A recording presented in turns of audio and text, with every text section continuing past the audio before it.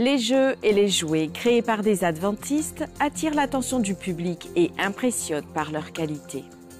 Une formation théologique est offerte aux dirigeants et aux membres qui font face au dilemme d'un monde instable. Dans la division interaméricaine, la mission adventiste s'étend parmi les peuples autochtones et les migrants. Des adventistes de Madagascar à la Zambie traversent des frontières et apportent l'Évangile à des communautés parlant plus de 70 langues. L'Église adventiste du 7e jour progresse dans des régions marquées par la sécularisation, les conflits et les tensions en Asie du Sud-Est. Les dirigeants de l'Église se réunissent à Saint-Louis, représentant des millions de fidèles dans le monde et élaborant des stratégies pour apporter de l'espoir à chaque coin de la planète. Les coulisses et les moments forts ici sur ANN.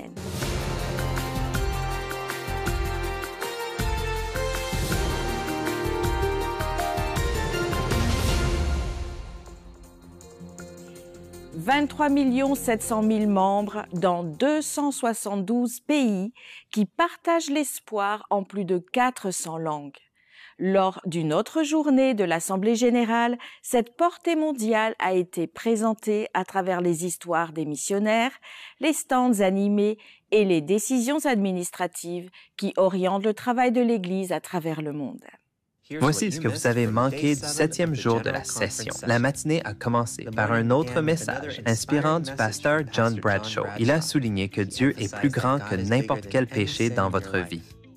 Votre problème n'est pas que votre péché est trop grand. Votre problème est que votre sauveur est trop petit. Trouvez-vous un meilleur sauveur, celui qui est mort pour les péchés, pour vous sauver, pour vous changer, qui est mort pour vous recréer, et il le fera.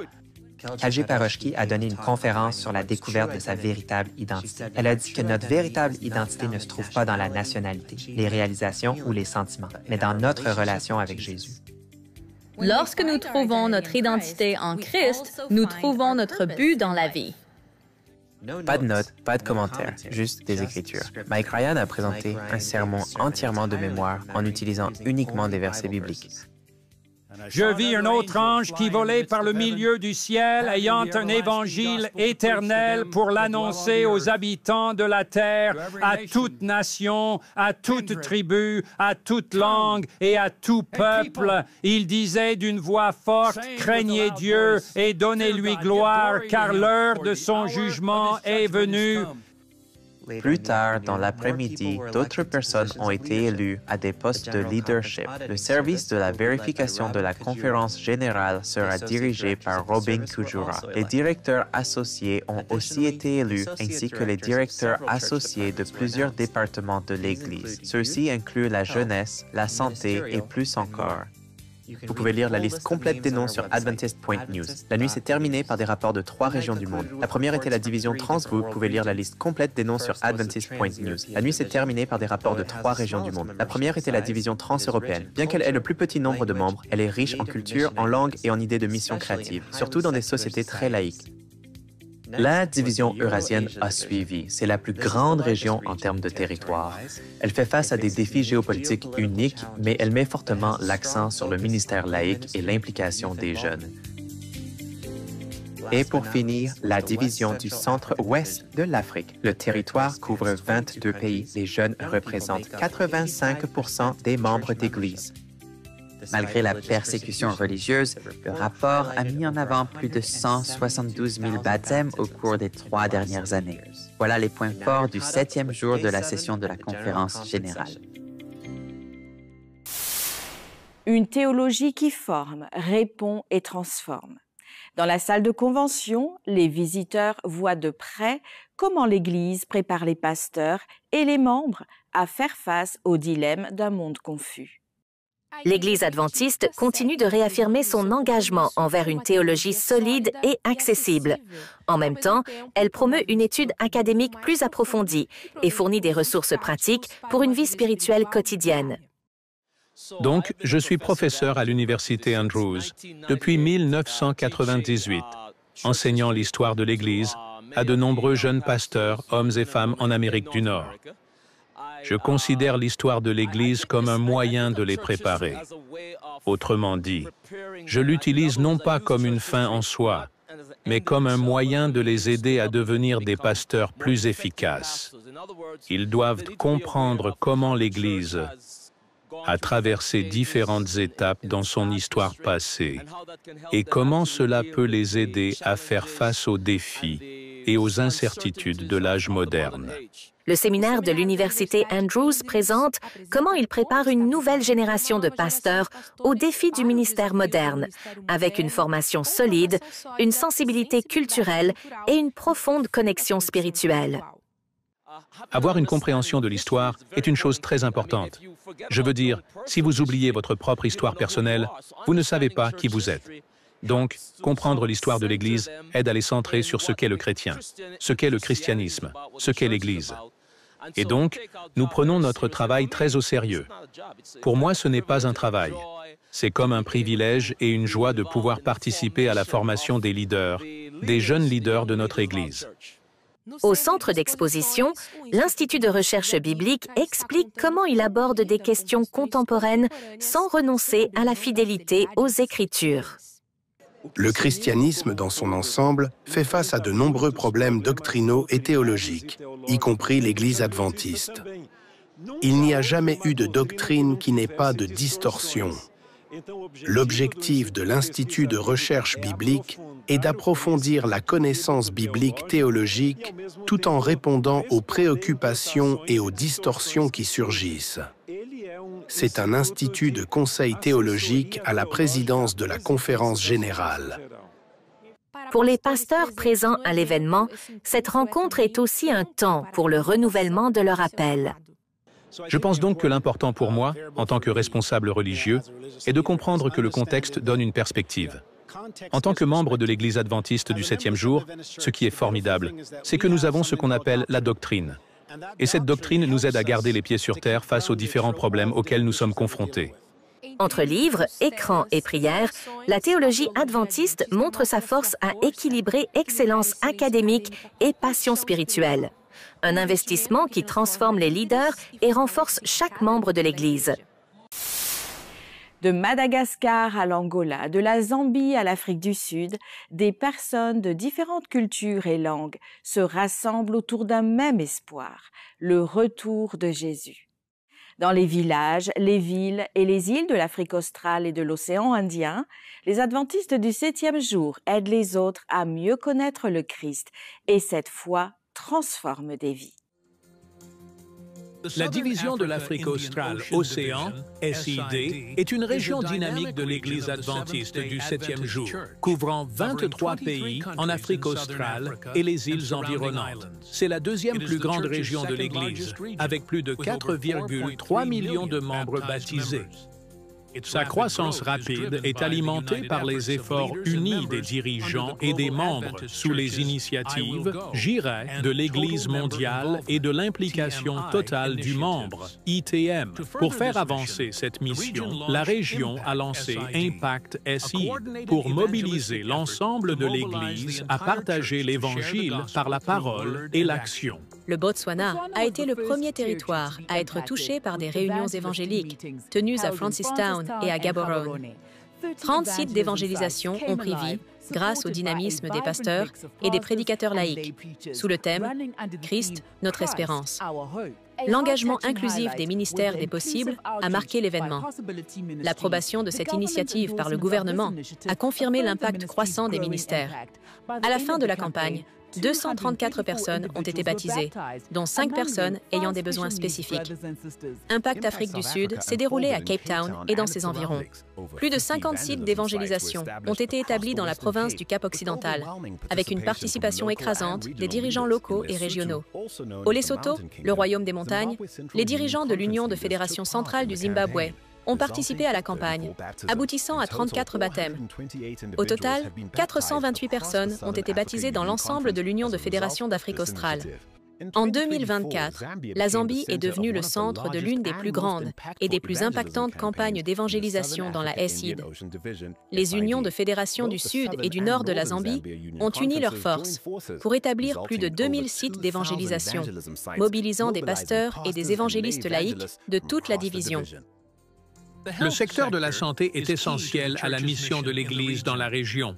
En 2023, l'hôpital adventiste de Blantyre, au Malawi, a réalisé sa première chirurgie cardiaque ouverte, une étape qui souligne l'engagement de l'Église envers un ministère holistique, prenant soin à la fois du corps et de l'âme avec compassion et excellence. L'évangélisation par la littérature et l'implication des jeunes ont un impact puissant, transformant des vies et des communautés à travers le territoire. En Angola, le pouvoir de l'évangélisation littéraire change des vies. Dans la province de Kenine, plus de 100 membres d'une église apostolique, y compris un évangéliste de premier plan, ont choisi de rejoindre l'église adventiste après avoir lu la tragédie des siècles. Le message profond du livre a conduit à une décision collective d'être baptisés. La parole imprimée reste vivante, mais sous de nouveaux formats. Des Bibles en bande dessinée aux livres multilingues et aux plateformes numériques, l'expérience éditoriale montre comment la mission de la page écrite se réinvente pour atteindre un monde qui lit différemment. Dans les espaces des éditeurs adventistes, à la conférence générale, tradition et innovation se rencontrent pour accomplir le même objectif, apporter de l'espoir. En Espagne, Safelis, l'une des plus grandes maisons d'édition chrétiennes au monde, présente son impact mondial. Pacific Press mise sur de nouveaux formats et contenus pour atteindre des publics variés dans un marché en constante évolution.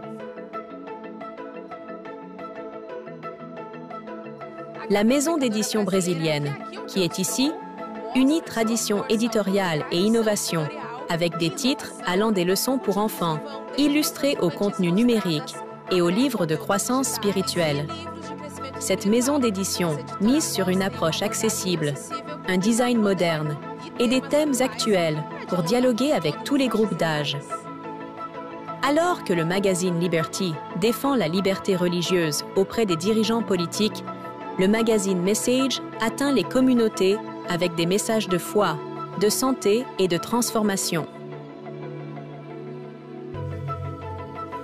Le ministère Streams of Light International montre des bénévoles et la technologie qui s'unissent pour distribuer de la littérature de porte en porte. De l'imprimé au numérique, la mission continue d'avancer. Livres, bandes dessinées, magazines, plateformes numériques. Différents formats, un seul objectif, diffuser le message par tous les moyens possibles. Les maisons d'édition adventistes continuent de montrer leur force, s'adaptant aux temps modernes sans perdre leur essence, qui est de communiquer l'espoir au monde. Dans des régions touchées par des conflits, des traditions anciennes et l'isolement, des histoires de foi et de transformation émergent. De la Birmanie à Singapour, en passant par l'Est du Timor et la Thaïlande, découvrez comment le message de l'Évangile change des vies dans cette région.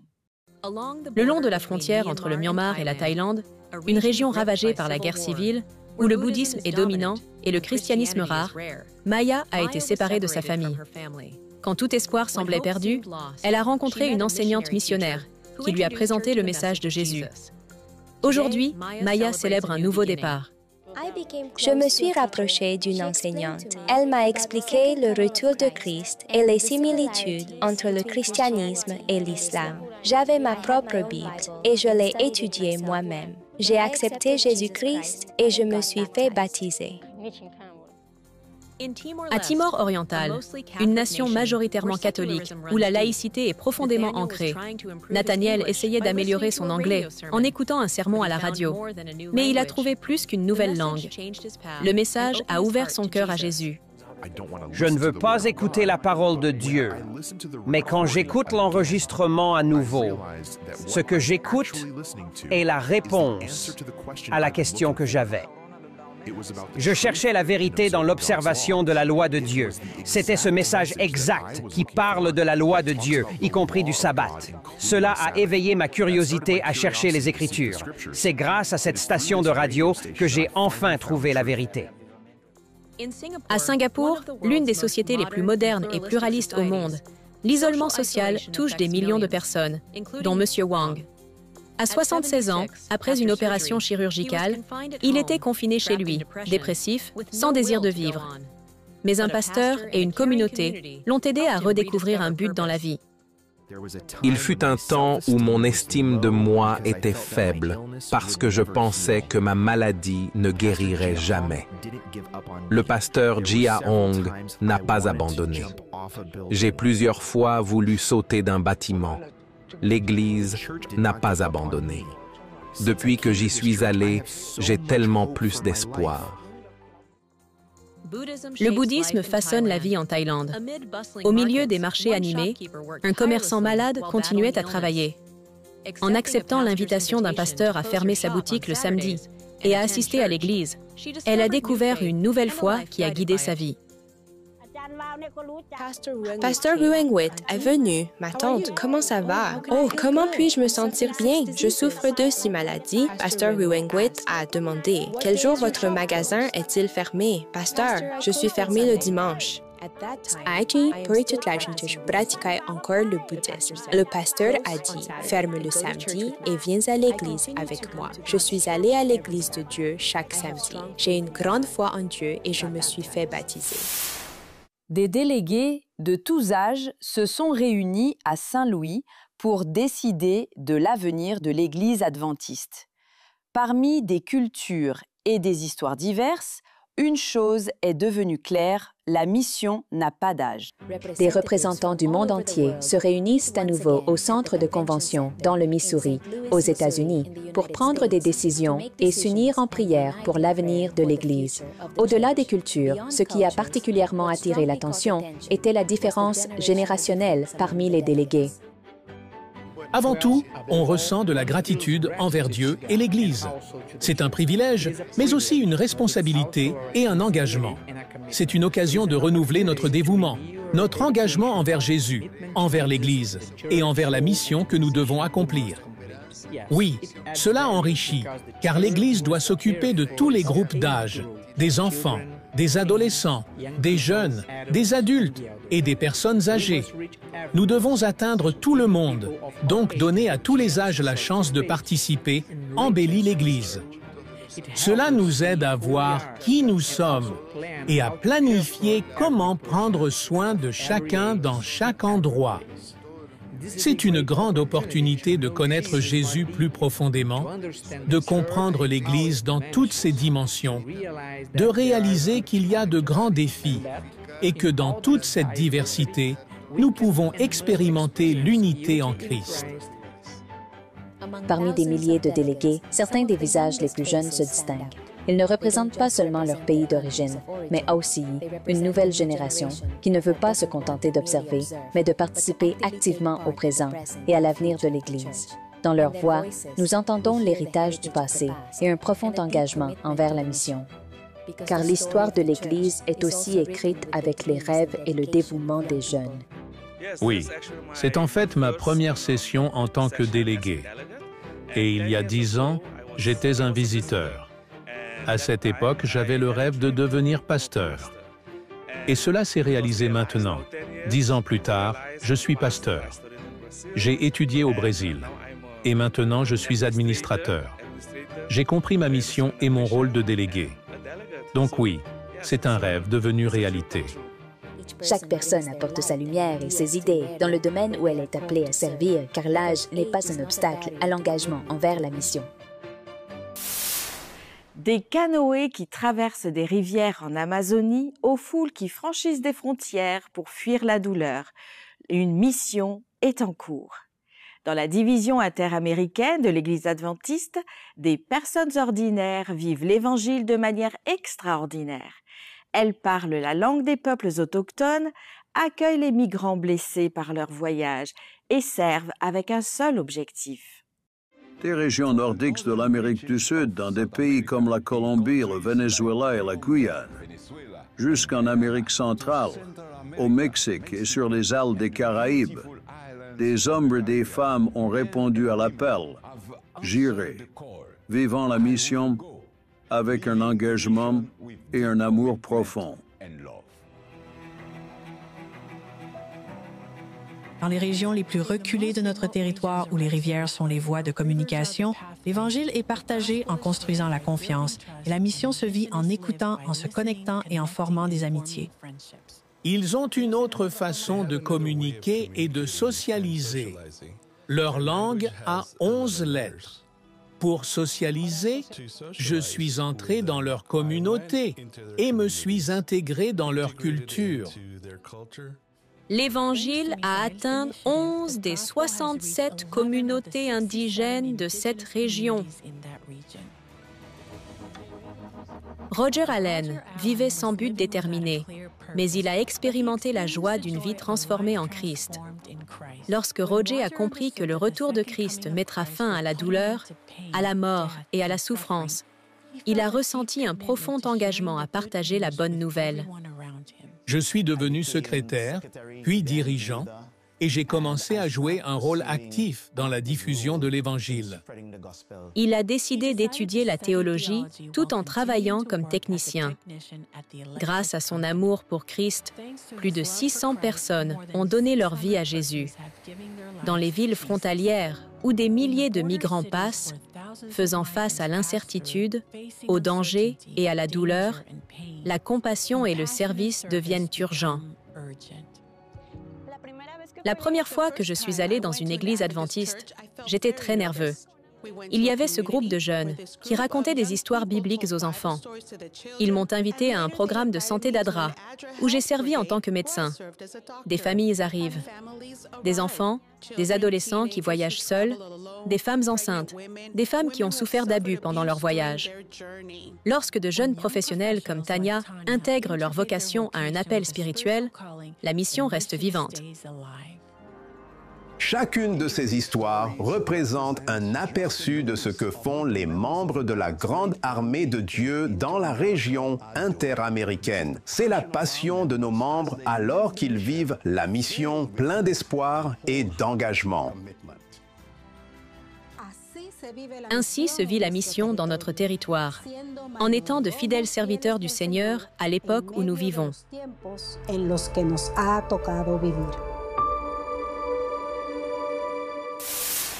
Apprendre la Bible en s'amusant. Les éditeurs adventistes Safelis en Espagne et de la CPB du Brésil proposent des jeux et des jouets variés. Ils enseignent la structure, l'histoire et les doctrines de l'Église adventiste du 7e jour d'une manière inédite. Salut, je m'appelle Noah et j'ai 14 ans. Je suis ici dans le hall d'exposition pour vous montrer quelque chose de très cool. Venez avec moi. Explique-nous ce que sont ces jouets. Oui, ces jouets sont une grande réussite pour nous, à Casa Publicadora, car nous avons remarqué qu'il n'existait pas, ni au Brésil ni ailleurs dans le monde, de produits de ce type destinés aux enfants. Il s'agit d'histoires bibliques sous forme de personnages, et le support sur lequel nous sommes spécialisés, à savoir le livre, est aussi utilisé. C'est un livre à colorier, avec les personnages eux-mêmes. Il y a 4 histoires. David et Goliath, Jonas, Samson et le lion, Esther et le roi Assuérus. Et nous travaillons pour l'année prochaine, peut-être même pour Noël, sur 4 nouvelles histoires. L'Arche de Noé, Moïse et le Pharaon.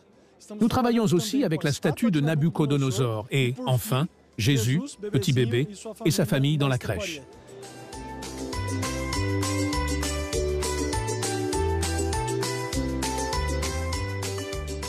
Salut, ça va? Quel est ton nom? Arthur. Quel âge as-tu? 4. Et tu trouves ces jouets cool? Oui. Aimes-tu l'un plus que les autres? Y en a-t-il un qui est ton préféré? Oui, le Samson et le lion. Est-ce que tu en as? Lesquels? Je les ai tous.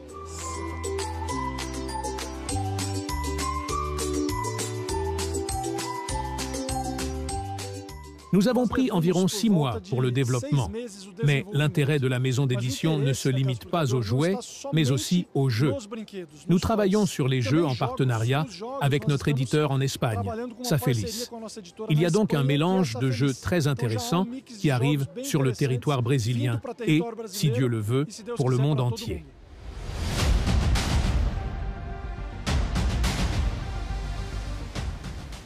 Nous sommes ici au stand de Safelis et je suis ici avec Vinicius qui va m'expliquer comment jouer à ce petit jeu.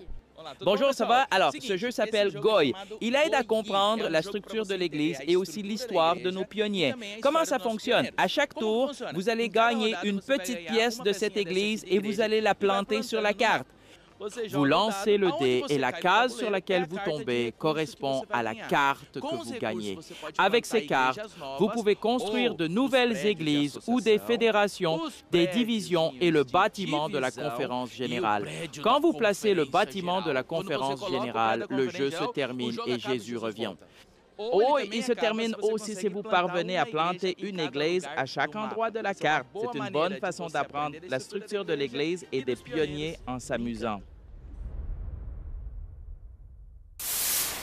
Voici le bulletin d'information d'aujourd'hui, directement de l'Assemblée mondiale de l'Église adventiste du 7e jour. Nous reviendrons demain pour vous tenir informés des événements et des décisions. À bientôt.